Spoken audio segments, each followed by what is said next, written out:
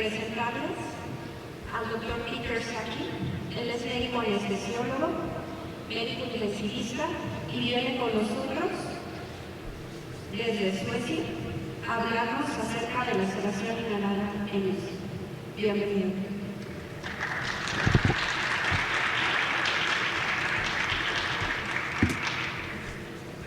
Muchas gracias. ¿Me pueden escuchar? Les ofrezco una disculpa por no hablar español. Espero que puedan seguir las diapositivas y la conferencia. Para mí es un honor la invitación para venir y compartir con ustedes un tema en el que yo estoy muy activa, es acerca de la sedación y en particular la sedación inhalada. Yo soy anestesiólogo intensivista Peter Saki de Suecia, de Estocolmo. Y he estado haciendo investigación en sedación y voy a compartir con ustedes los resultados de mis investigaciones en este tema. Mis conflictos de interés, he estado trabajando con Baxter en el Consejo Asesor, también con Medstone, con los servicios de sedación y también con Sedana Medical como oficial médico en jefe, que es la compañía que ha desarrollado el método para la sedación inhalada, que es la que se utiliza en todo el mundo. Cuando hablamos de sedación inhalada, tenemos que preguntarnos cuándo, cómo y por qué. Y voy a comenzar justamente por el por qué, empleando datos e información que son relevantes para considerarla como una opción. La mayoría de ustedes trabajan en UCI, en cuidados críticos, y ustedes sabrán que la mayoría de los pacientes mecánicamente ventilados necesitan ser sedados. Hay pocos pacientes que toleren el tubo y el tratamiento, y cuando nosotros damos analgesia, pues es para la comodidad y la seguridad de estos pacientes. Pero la sedación no es exenta de riesgo.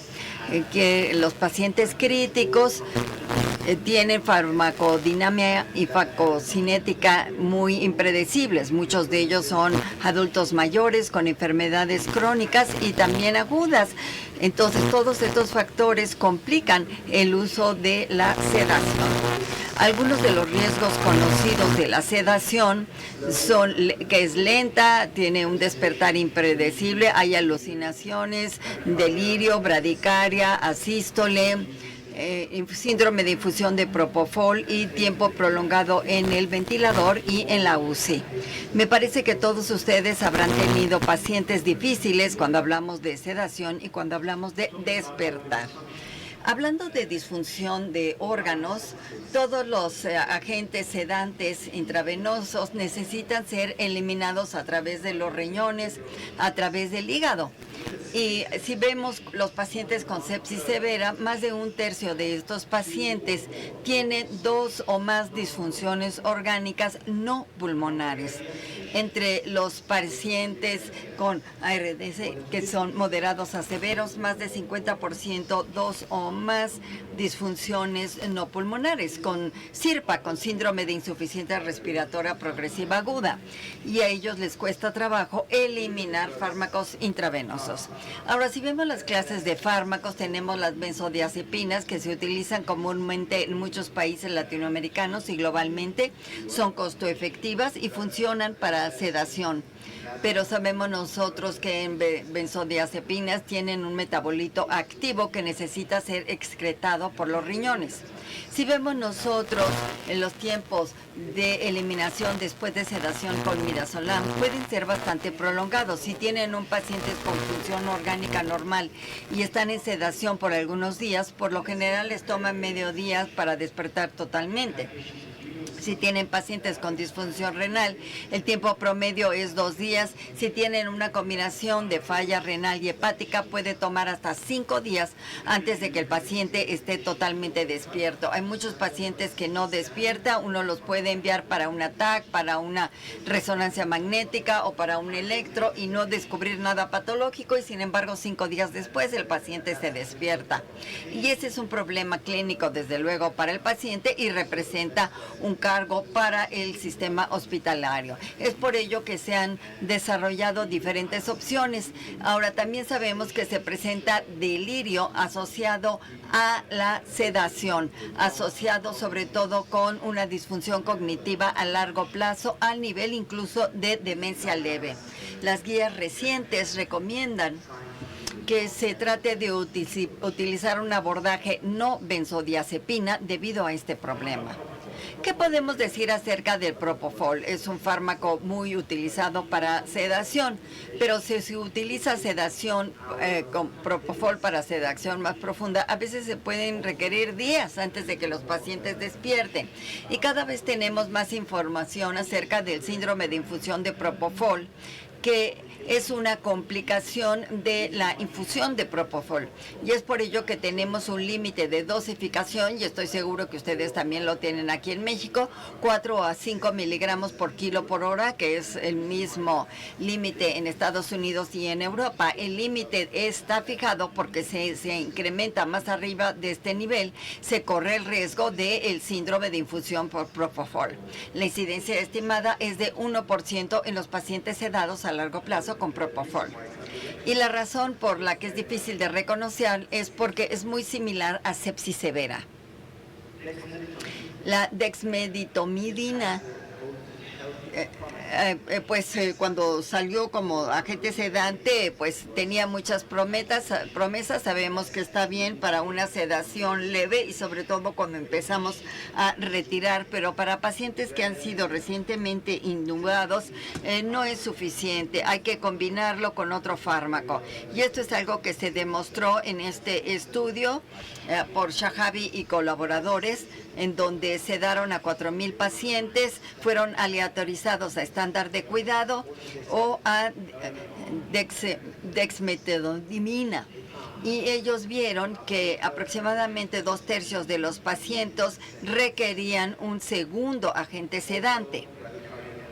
También hubo bradicardia, hipertensión, incluso asístole, que fueron más frecuentes con el uso de este fármaco, particularmente en altas dosis. El año pasado hubo una publicación de un análisis subgrupo que mostró que pacientes debajo de los 65 años de edad hubo un incremento en mortalidad. Esto significa que en pacientes mayores puede haber una disminución de mortalidad, pero la mortalidad no fue diferencia entre los dos grupos. Ahora, sí puede ver que hay pacientes con los que este fármaco puede funcionar, pero no en todos. Ahora, lo que nosotros vemos a la izquierda, pasando a este estudio, es que estamos viendo la proporción de pacientes que se considera necesitan una sedación profunda, -3 en la escala RASS o más profunda. Este es un estudio en un periodo de pacientes con ventilación mecánica. Son pacientes que estaban en el estándar de cuidado y a las 12 horas de intubación. Y se ve aquí que en los primeros días un 60-50% de los pacientes necesitaba estar clínicamente profundo porque la sedación leve no funcionaba en estos pacientes. Incluso hubo 1/3 que requería sedación profunda. Y a la derecha vemos el estudio MANS-2, que compara dos fármacos con sepsis, viendo pacientes cómo evolucionaban. Y ven ustedes que la escala RASS mediana en los primeros 2 días es de -3. En este caso fue en buscar unos niveles de sedación más ligera. Aparentemente hay la necesidad de sedación más profunda, principalmente en los primeros días de la ventilación mecánica. Y como ya mencioné, las benzodiazepinas en altas dosis para sedación profunda se asocian a problemas. Y estos pacientes ya tienen disfunciones. Entonces aquí estamos en una situación en la que tenemos pacientes que requieren sedación, incluso sedación más profunda de la que quisiéramos, y necesitamos manejar esto. Y por el otro lado tenemos los riesgos de un despertar repentino, delirio, estrés postraumático y problemas cognitivos a largo plazo. Se han tomado varias iniciativas y han demostrado que hay una manera mejor de manejar la sedación intravenosa y se ha estudiado también el daño potencial que puede causar. Uno de ellos es reducir el uso de benzodiazepinas para evitar el daño iatrogénico. Y de hecho, se considera que debemos de mantener las dosis de benzodiazepinas baja por el riesgo de largos tiempos de despertar y delirio, pero esto quiere decir que el rango de sedación tiene que verse limitado. También John Kress y sus colaboradores demostraron en el año 2000 que haciendo un despertar diario reduce la carga total de sedación, reduce el tiempo en el ventilador y reduce el tiempo en la UCI, pero esta puede requerir muchos recursos, y puede ser difícil de administrar y es algo que se recomienda y estoy seguro de que en muchas de sus UCIs lo hacen. Y por último tenemos la sedación leve o no sedación y este es un paradigma que implica mantener a los pacientes lo más despiertos posible, y esto desde luego tiene un efecto similar si uno puede implementarlo, tiene un tiempo similar a reducir el tiempo en el ventilador y en la UCI. Pero esto no siempre resulta práctico. En muchos estudios, como por ejemplo el ensayo MENS-2, en donde el 90% de los pacientes tuvo que ser atado físicamente, sujeto físicamente, el 90%. Tenemos un estudio de seguimiento sobre no sedación que fue publicado en el 2010 por Thomas Stern, donde no utilizaron sedación y ellos vieron el tiempo que estaban los pacientes en ventilador comparado con Propofol. Esto fue seguido por un estudio multicéntrico por el mismo grupo de investigadores en Dinamarca que incluyeron a 700 pacientes más o menos y compararon no sedación o sedación leve en la escala RASS -2 a -3 y no encontraron ninguna diferencia en los desenlaces a excepción de problemas con pacientes que jalaban el tubo o los dispositivos. Y hubo un incremento estadísticamente significativo de autoextubación en este grupo de pacientes levemente sedados o no sedados y también había el riesgo de que los pacientes se quisieran quitar, por ejemplo, líneas centrales, intravenosas, tubos nasogástricos. Esto fue en esta relación 1 a 1 de paciente a enfermo. Pero ¿cuántos de ustedes conocen esta relación de 1 a 1 de paciente y enfermera? Puede que ustedes lo hagan y puede que vean que esto no es diferente a utilizarse de sedación, pero el resto de ustedes ya van a estar preparados a intubar a sus pacientes. Hay un abordaje compuesto a esto que es utilizando las ACEs A, B, C, D, E, F. ¿Cuántos de ustedes han escuchado hablar de ello? Bueno, este viene siendo un acrónimo para una propuesta muy reciente endosada por muchas asociaciones de medicina crítica en los Estados Unidos y se supone que es un abordaje holístico. Muchas de estas partes están abordando temas iatrogénicos relacionados con la sedación. La idea es prevenir y manejar el dolor y consiste en buscar la dosis correcta de analgésicos. Y sobre todo lo que se busca es diferentes estrategias para asegurarnos que el paciente no tenga dolor, medir el dolor con la escala de dolor. ¿Cuántos de ustedes la utilizan en la escala de dolor en su UCI? Bueno, vemos que hay despertar espontáneo y se necesita hacer una prueba de respiración para reducir tiempo en el ventilador, en la UCI y la mortalidad. ¿Cuántos de ustedes han escuchado de esta prueba de despertar y prueba de respiración? SBT, prueba de respiración espontánea. Cuando hablamos de la elección de agente sedante, tenemos que buscar el agente correcto, no darle midazolam a pacientes que tienen insuficiencia renal y hepática, sino buscar un agente de acción corta. No dar dosis muy altas de Propofol por mucho tiempo a pacientes en riesgo. etcétera. Ahora, el manejo del delirio, bueno, utilizar la escala para delirio, utilizar medidas no farmacológicas para tratar de evitar el delirio y manejar al paciente que está delirando, reorientándolo, tratando de crear ambientes que le permitan distinguir entre el día y la noche, involucrar a la familia. La E significa movimiento temprano, sacar al paciente de la cama y cuando ya está extubado, movilizarlos y involucrar a la familia en el cuidado del paciente. Ahora, este es el que se conoce como el esquema ABCDEF. Ahora, si se hacen estas cosas, si se verifican estas cosas diariamente en la UCI, entonces tendremos un mejor resultado con nuestros pacientes. Entonces, mientras más adherencia al tratamiento haya, mejor. Si tratamos nosotros de hacer pruebas al paciente en estado alerta pues, y no podemos, bueno, pues hay que aplicar esto, porque mientras más pasos de este esquema se implementan, más rápido daremos de alta al paciente de la UCI. Es algo que puede ser recomendado, pero desde luego puede tomar tiempo y puede implicar muchos esfuerzos. Pero ahora voy a enfocarme nada más en el tema de la sedación.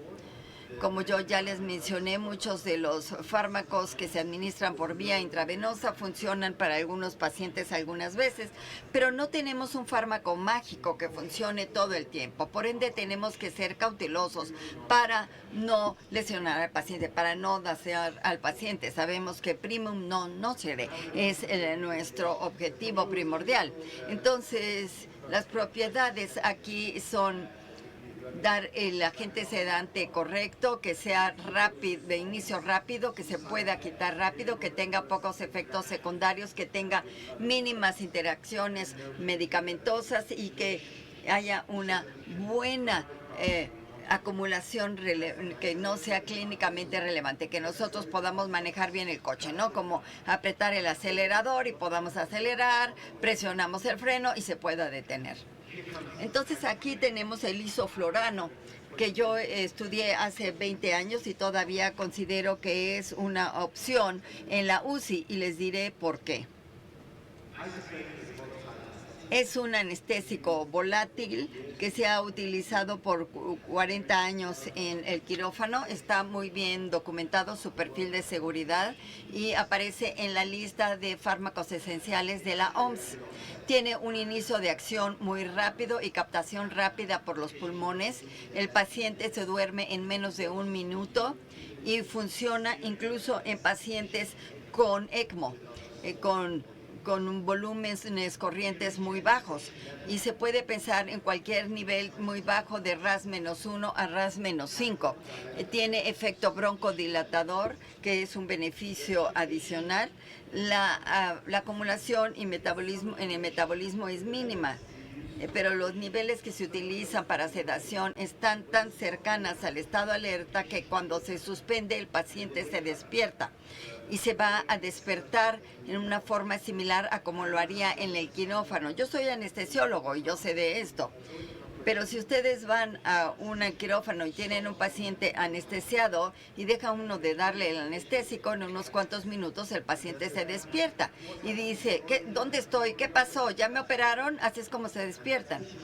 Entonces sucede lo mismo cuando uno los hace sedación con isoflurano. Ahora, el metabolismo es 0.2%, es un metabolismo muy bajo. Esto significa que la eliminación es a través de la vía aérea. No se tiene que tener hígado, no se tiene que tener riñones y se va a eliminar el fármaco. Nunca ha habido el problema siempre y cuando haya una forma adecuada de ventilación. Y esto facilita un tiempo rápido para despertar y la progresión de cuidado se facilita y por ende se facilita también la movilización temprana del paciente. Si vemos nosotros los ensayos clínicos, hay más de 100 publicaciones sobre la sedación inhalada publicada en la última década. Vemos que el despertar se da en cuestión de minutos, que la recuperación cognitiva se da dentro de 1 hora y que no hay toxicidad orgánica reportada incluso después de varios días de sedación. Y esto es muy cierto con el isoflurano. Aparentemente hay menos alucinaciones después de la sedación intravenosa. El año pasado participé en esta publicación en el Lancet, que esta es el ensayo clínico más grande sobre isoflurano inhalado. A la fecha tenemos un estudio en el que participaron 300 personas, se llevó a cabo en Alemania y en Eslovenia y en Europa, donde se le aplicó isoflurano a pacientes que requerían sedación cuando menos de 24 horas. Este estudio se hizo para tener la aprobación oficial de isoflurano como agente sedante. Lo que primero que se buscó es demostrar que funcionaba. Los criterios de valoración secundarios fueron la necesidad de opioides, ver la respiración espontánea y la seguridad, desde luego. Como resultado de este ensayo clínico se vio que el isoflurano no era inferior al propofol, y daba una sedación adecuada más del 90% de las veces. Podía aplicarse a pacientes jóvenes y pacientes adultos mayores. Los opioides normalmente cubren los requerimientos en un 30%. El tiempo de despertar con isoflurano fue más rápido después de 48 horas de sedación. Un estudio de seguimiento ya se presentó, ya actualmente está siendo revisado por pares.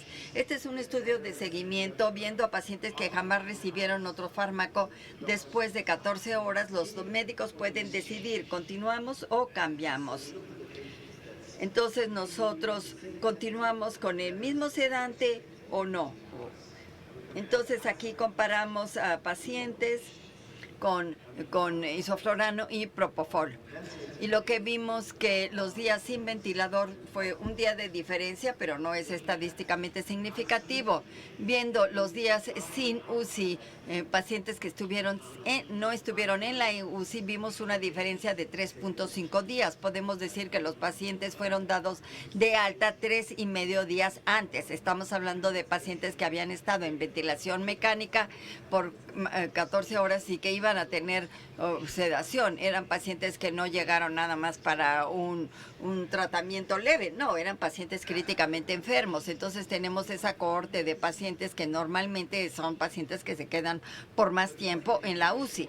Entonces me parece que esta información nos habla del beneficio potencial que tiene el isoflurano como un fármaco que se sale del sistema rápidamente. Bien, ¿cómo se hace todo esto?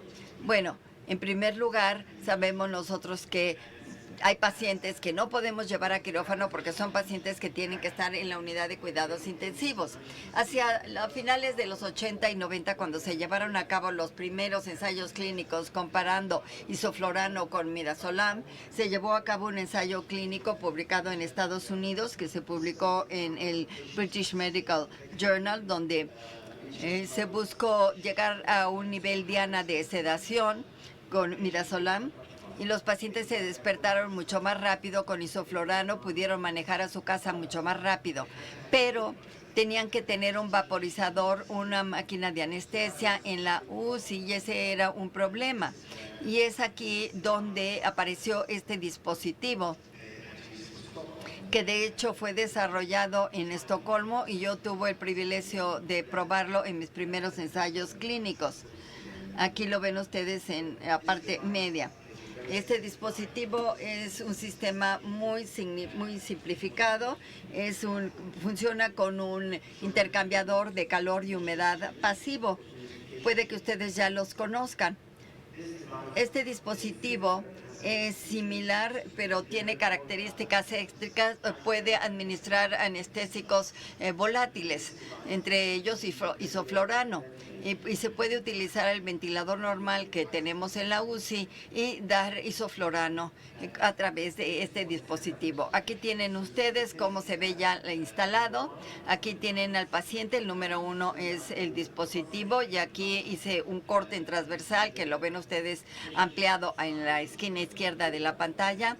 Donde está azul es donde está el tubo endotraqueal y en el lado gris es donde nosotros suministramos el anestésico volático a través de una bomba.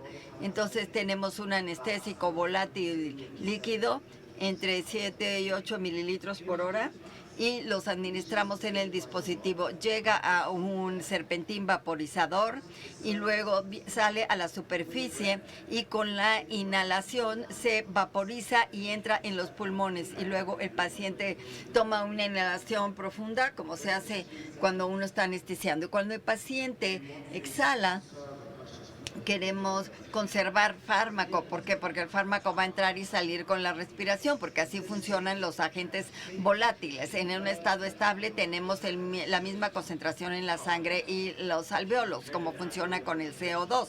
Si vemos la concentración alveolar de CO2, es la misma que en la sangre. Pues es lo mismo que con los anestésicos volátiles. Hay un equilibrio entre el cerebro, la sangre y los alvéolos. Entonces, cada vez que exhalamos algo del fármaco. Lo mismo sucede con el CO2.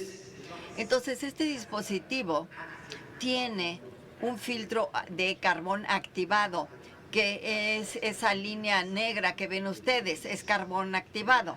Ahora, este carbón activado lo que tiene sustancias lipofílicas, que atrae sustancias lipofílicas. Entonces, cuando se exhala, 90% de lo que uno exhala se queda pegado en este filtro de carbón activado, se queda adherido a la superficie. Y luego lo restante pasa a través del ventilador. Todos los ventiladores tienen una salida de exhaustación, como el escape de un automóvil. Y entonces así es como funciona y eso es lo que vemos en el número 4, que es captura el 10% que sale. Ahora el 90% que es ya filtrado regresa al paciente. Por eso es que se llama un dispositivo que conserva el anestésico, porque exhala y vuelve a regresar una vez ya filtrado. Entonces, todo lo que uno tiene que reemplazar es lo que se pierde en el filtro. El 10% es lo que se puede reemplazar. Y es por ello que el consumo de isoflorano es 3 a 4 mililitros cada hora, más. Eso es lo típico. Entonces, tenemos una bomba con 50 mililitros. Esto dividido entre 2 nos da 25 y entonces si el paciente requiere que se cambie una vez al día. Este dispositivo es un dispositivo desechable a las 24 horas. Y pues se pueden medir también la concentración del gas. Esta es una característica que no se tiene con los fármacos intravenosos. Como anestesiólogo, uno siempre se fija en los números. En estos pacientes, a menos de que tengan agentes neuromusculares, bloqueadores neuromusculares, pues hay que ver también la comodidad del paciente, pero también podemos ver la concentración del fármaco. Entonces, cuando ya hablamos no les estoy diciendo que eso tengan que hacerlo, pero si quieren, pueden escanear este código QR para que tengan acceso a un portal de Sedana Medical donde tiene la posibilidad de aprendizaje, es decir, un aprendizaje a distancia. Siempre pueden ustedes checar a través de este código QR cómo funciona el dispositivo y cómo conectarlo. Es una herramienta muy valiosa para enfermeras y quien vaya a hacer el trabajo práctico con el dispositivo.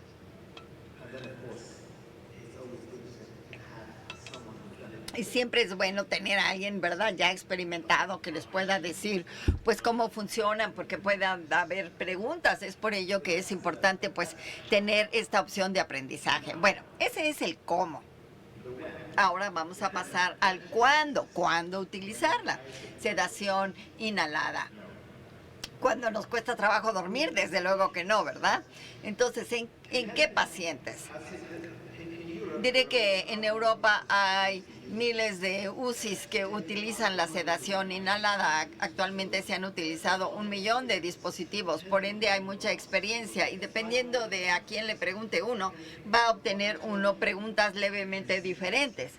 Yo puedo decirles que pacientes con disfunción orgánica que requieren sedación profunda pueden utilizar este fármaco porque no va a haber ningún problema de eliminación. También pacientes difíciles de sedar, porque sabemos que esta sedación funciona, lo pone a dormir a todo el mundo.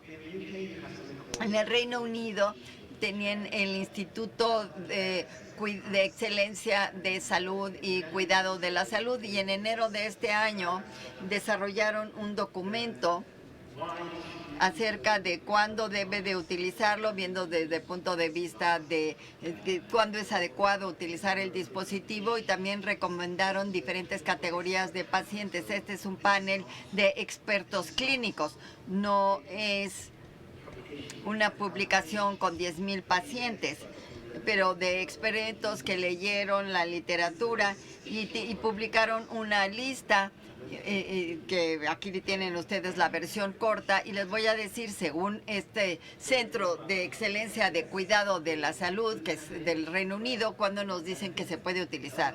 Bueno, pacientes mayores con alto riesgo de delirio, pacientes que después de un paro cardíaco, pacientes difíciles de sedar, pacientes con sirpa, pacientes que se debe de tener un despertar rápido y pacientes con broncoespasmo agudo. Entonces, si empezamos en pacientes con SIRPA, síndrome de insuficiencia respiratoria progresiva aguda, como yo ya les mencioné, está asociado con falla orgánica múltiple. Esto significa que la eliminación del fármaco es lenta y esto significa también que con sedación que utilizamos para SIRPA, pues sabemos que habrá un despertar lento e impredecible. Y el problema con pacientes que no despierta es que dejamos de creer en ese paciente, dejamos de creer que va a tener una recuperación.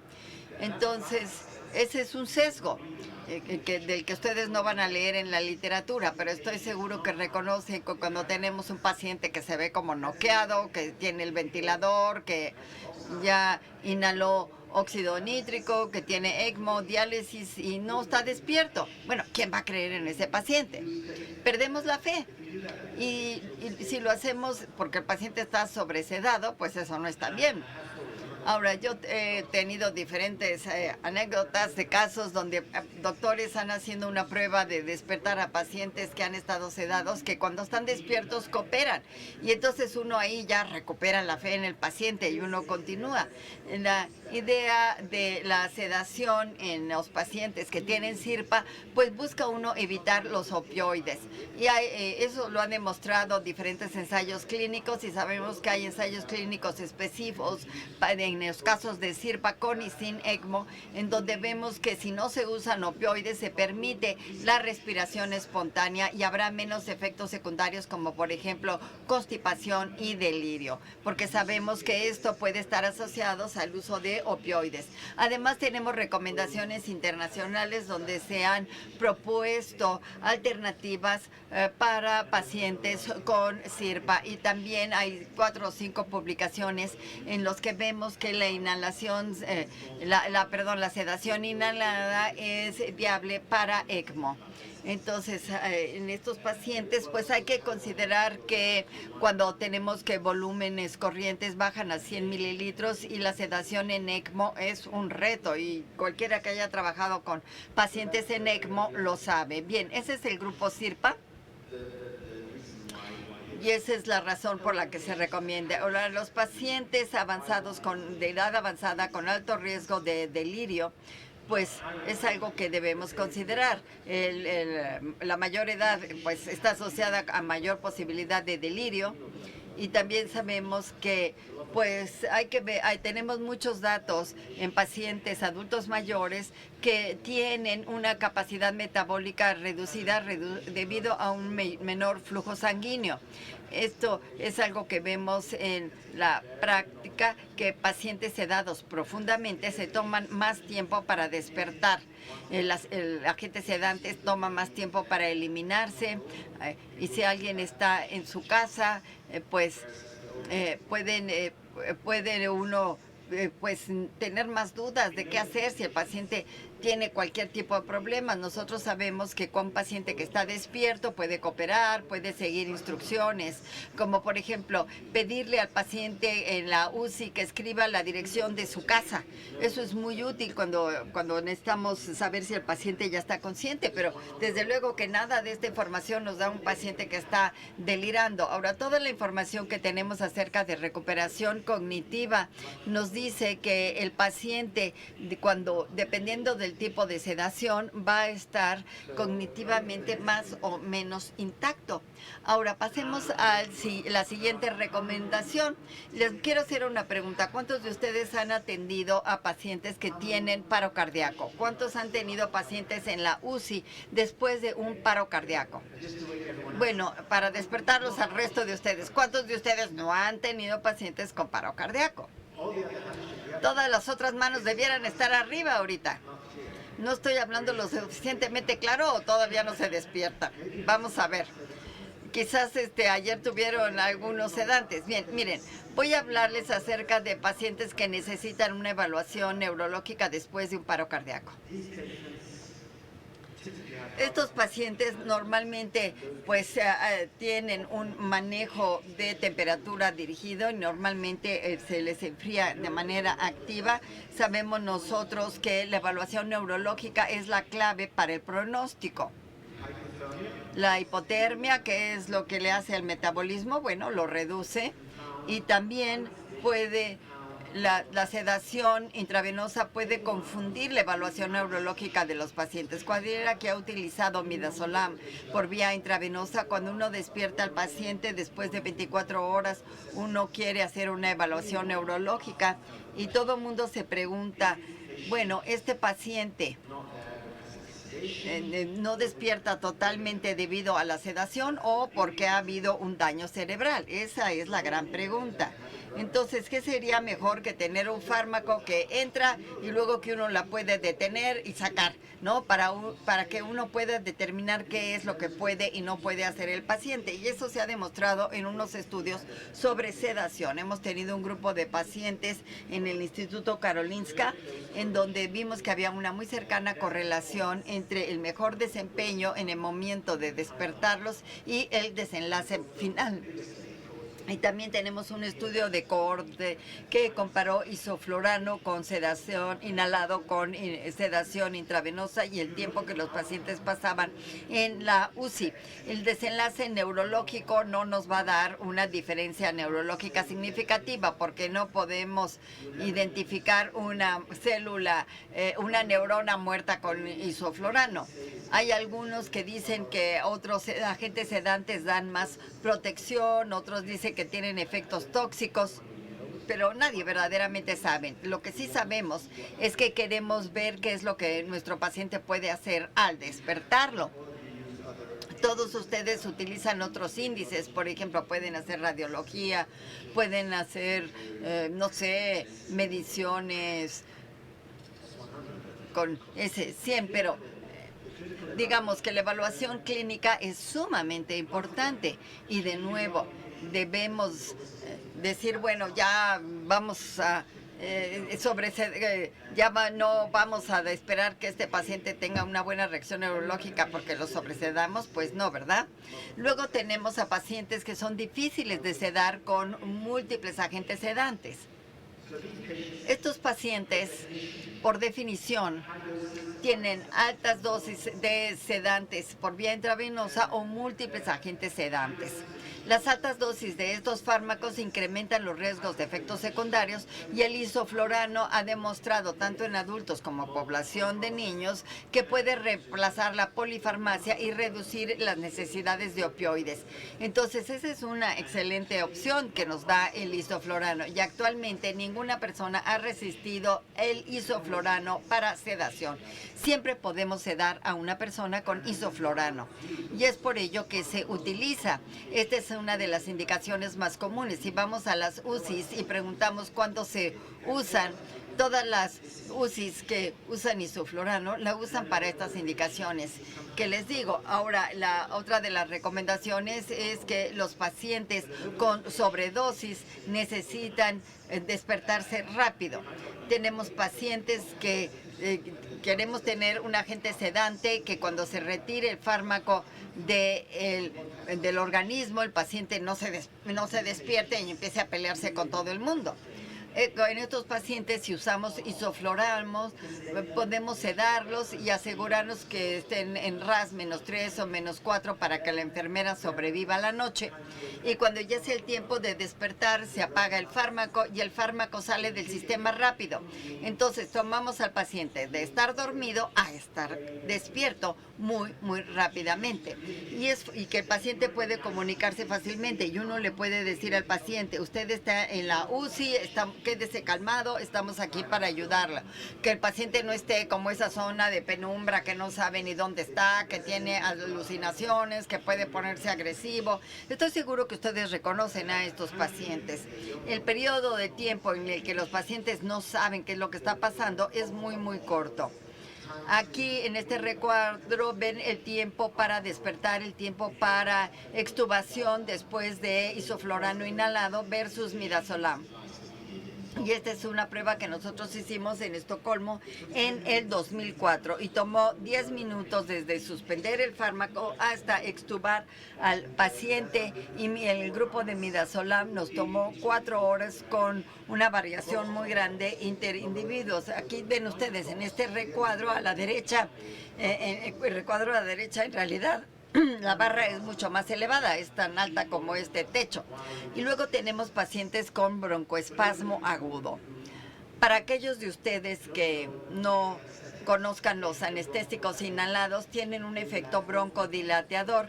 Entonces causan vasodilatación. Entonces, como propofol, podemos tener una TA baja y un efecto similar al propofol. El efecto broncodilatador se ha utilizado para pacientes con asma severa, asma catastrófica, pacientes intubados, y hay varios casos que describen estos. Se requieren concentraciones levemente superiores, no tan profundas como la anestesia, pero sí lo necesario para sedar a los pacientes con un RAS 2, 3, -3, -4. Bien, entonces ya estamos llegando al final. Baste decir que la manera en que sedamos a los pacientes, ya sea que utilicemos el criterio ABCDF, la manera en que sedamos a los pacientes sí tiene un impacto en el desenlace. Y esto significa un impacto tanto para el paciente como para la familia, como para el sistema del cuidado de la salud. El isoflurano en la unidad de cuidados intensivos es sencillo, efectivo y seguro de utilizar. La sedación inhalada puede ser la mejor opción por su efecto para entrar en acción y sacar al paciente del estado de sedación. Y con esto termino y abro el foro para preguntas o comentarios que puedan tener. Les agradeceremos levantar la mano y esperar a que les acerquen un micrófono para hacer las preguntas.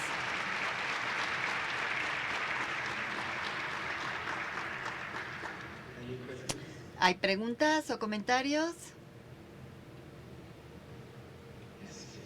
Adelante. ¿Puede acercarse al micrófono? ¿Hay un micrófono en el pasillo? Le ofrezco una disculpa por mi inglés. En México es muy difícil encontrar isoflurano. Tenemos desflurano en el quirófano, pero isoflurano me parece que es el fármaco más estudiado, tiene bajo metabolismo.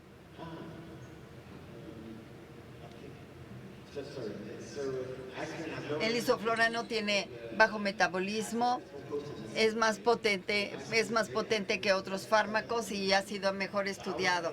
Entonces yo diría, en mi opinión, que el isoflurano es una buena opción. Isoflurano se prefiere como anestésico porque se despierta unos minutos antes. Y si ustedes tienen a 5 pacientes operados en un día en un quirófano, pues quizá pudieran tener un sexto caso si pacientes se despiertan más rápido, ¿verdad? Pero hay que evaluar la potencia del agente sedante y ver si se requiere más fármaco o no. Y también hay reportes con siboflurano que tiene efectos renales, como por ejemplo asociado con pacientes con insuficiencia renal, sobre todo cuando se utiliza con sedación a largo plazo. Los efectos son reversibles, pero no hay problemas con isoflurano a nivel renal. Entonces yo diría desde la perspectiva médica que el tiempo para despertar con isofluranos es excelente, porque no queremos que se tarde mucho el despertar, porque si no tenemos que tener lista una cánula nasal, pero sevoflurano sí se utiliza. Me parece que en 1/3 de todas las personas que utilizan inhalación, sedación, perdón, inhalada, y me parece que sí se utiliza en Latinoamérica, pero sabemos que no puede utilizarse con el dispositivo por el desflurano. Tiene un punto de ebullición a 25 grados Celsius y por esa razón no se puede aplicar en una jeringa. Espero haber respondido a su pregunta. Si tienen preguntas, por favor, acérquense al micrófono. De no tener más preguntas. Ah, sí, parece que hay una pregunta más. En la anestesia, nosotros, ¿cómo podemos utilizar isoflurano en la unidad de cuidados intensivos para despertar, para extubar al paciente? A ver, no sé, ¿qué usan ustedes para extubar al paciente?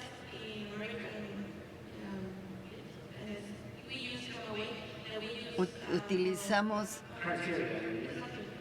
un dispositivo americano. Ah, bien, yo les diría que apliquen los criterios usuales que siguen ustedes para extubar en la UCI.